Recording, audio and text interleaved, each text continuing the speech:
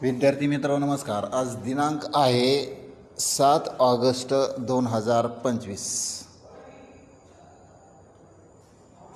आज आपण प्रथम वर्ष कला भारतीय अर्थव्यवस्था यामधील जो काय पहिला चॅप्टर आहे भारतीय अर्थव्यवस्थेची ओळख या संदर्भात आज आपण भारतीय अर्थव्यवस्थेची वैशिष्ट्ये कोणती आहेत त्याचा या ठिकाणी आपण आढावा घेणार आहोत।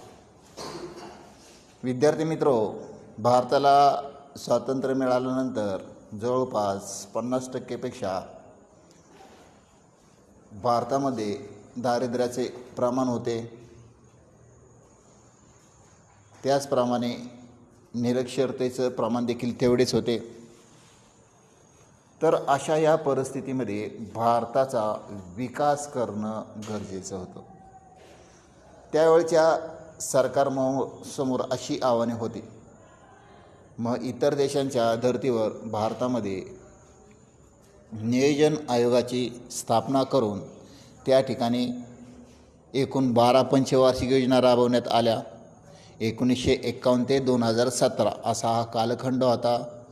शेवटची पंचवार्षिक योजना 2017पर्यंत राबवली आली। त्यानंतर नियोजन आयोग बरखास्त करून त्या ठिकाणी 2015मध्ये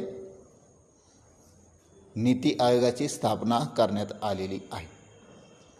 तर यापूर्वी आपण स्वातंत्र्यापूर्वी आणि स्वातंत्र्यानंतर भारतीय अर्थव्यवस्थेमध्ये जे काही रचनात्मक बदल झालेले आहेत ते देखील आपण पुढे अभ्यासणार आहोत।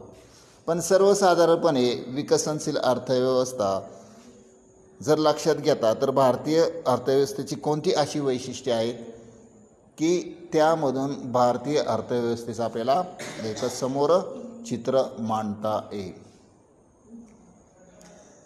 आता या ठिकाणी जी काय वैशिष्ट्ये सांगितलेली आहेत, ICTचं लेक्चर चालू आहे, ऑनलाईन चालू आहे। तर पहिलं जे वैशिष्ट्य आहे विविधता आणि आकार। आता माझ्यासमोर काही विद्यार्थी बसलेले आहेत। बरेच विद्यार्थी कॉलेजमध्ये उपस्थित असतात, सातत्यपूर्ण वर्गामध्ये ते उपस्थित राहत नाहीत, तरी देखील त्यांनी ऑनलाईन पद्धतीनं किंवा महाविद्यालयामध्ये येऊन पुस्तक घेऊन त्या ठिकाणी अभ्यास करणं गरजेचं आहे। ठीक आहे, पहिला जो मुद्दा आहे विविधता आणि आकार।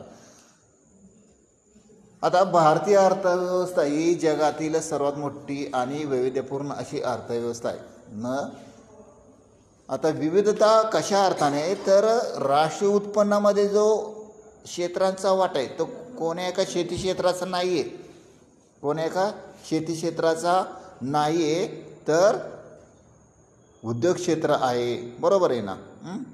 व्यवसाय क्षेत्र आहे, औद्योगिक क्षेत्र आहे, सेवा क्षेत्र आहे, या सर्व क्षेत्रांचा यामध्ये वाटा आहे। मग या ठिकाणी लोकसंख्येच्या बाबतीत विचार केला तर भारताची लोकसंख्या ही जवळपास 2025 मध्ये 1. किती आहे 1.40। तुम्हाला मागच्या वेळेला मी सांगून दिलं ते की लक्षात ठेवायचं 1.46 बिलियन आहे, बरोबर आहे ना। तर थोडक्यात काय विविधता आणि आकार या दृष्टीने आपल्याला हा भारतीय अर्थव्यवस्थेचं वैशिष्ट्य आपल्याला या ठिकाणी दिसून येईल।